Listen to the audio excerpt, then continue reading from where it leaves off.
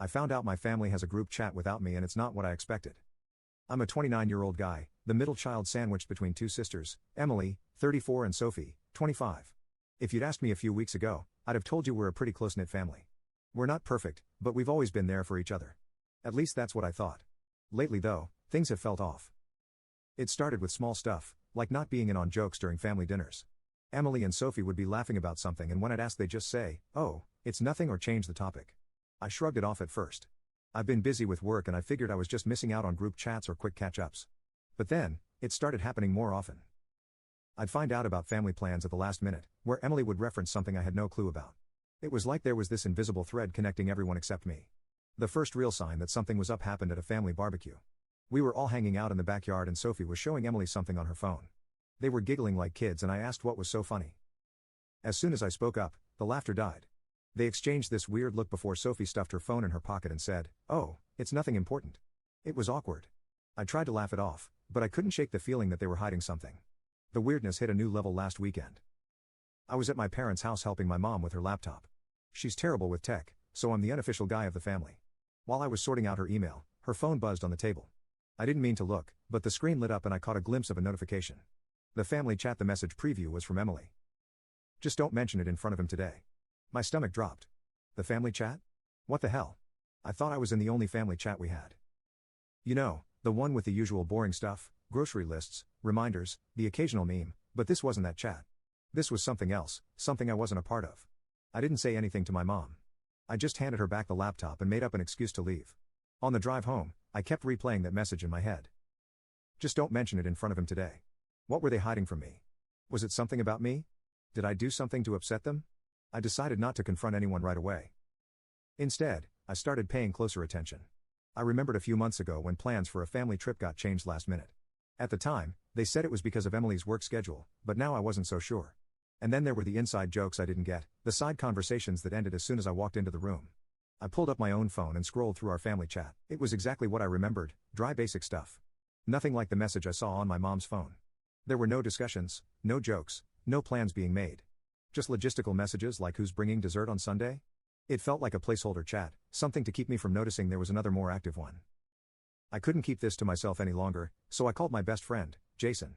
We've been friends since college and he's usually good at talking me down when I start spiraling. I told him everything, the weird looks, the secret chat, the message I saw. Jason joked that maybe they were planning a surprise party for me or something, but even he didn't sound convinced. He told me to just ask them about it directly, but I wasn't ready for that yet. If it wasn't something innocent, I didn't want to look paranoid or crazy. So I decided to test the waters a bit. The next time I saw Sophie, I casually asked if there were any new group chats I'd missed out on. She got this deer in the headlights look before quickly saying no, just the usual one. Her answer was too quick, too rehearsed. It confirmed what I already suspected, she was lying. That night, I couldn't sleep. I kept thinking about all the possible reasons for the secret chat. Had I done something to upset them? Were they talking about me behind my back? I grabbed my phone and did what any sane person does at 3 a.m. I went on Reddit.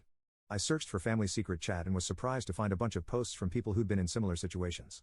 Some found out their family was planning a surprise, but others discovered much worse. My anxiety skyrocketed reading those threads.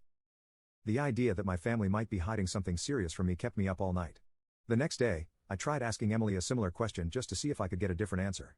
She played it cool, saying there's only one family chat, but I noticed she wouldn't look me in the eye. It felt like she was deflecting, trying to steer the conversation back to work or something else. I left the conversation more convinced than ever that something was going on. I knew I couldn't keep tiptoeing around this forever. I was either going to drive myself crazy with overthinking or I was going to have to confront them. But I wasn't ready yet. I needed more information. I decided then that I was going to get to the bottom of it, even if it meant having an uncomfortable conversation with everyone. I've always trusted my family, but now I'm starting to wonder if I've been naive. Either way, I'm going to find out what's really going on and I'm not stopping until I get answers. Update 1. The next Sunday, we had a family dinner at Emily's place. It was one of those regular get-togethers we've been doing for years. Everyone brings a dish. We sit around the table and catch up. I figured it was the perfect time to test the waters. I wanted to see if I could get any of them to slip up without making it too obvious that I was digging. We were in the middle of dinner, talking about random stuff like Sophie's new job and the latest movie Emily watched. I casually mentioned how I had to mute a few group chats on my phone because they kept blowing up during work. I made a joke about it, pretending it was no big deal. I noticed it immediately, the slight pause. Sophie glanced quickly at Emily, who didn't look up from her plate. I felt a rush of adrenaline. I wasn't imagining things.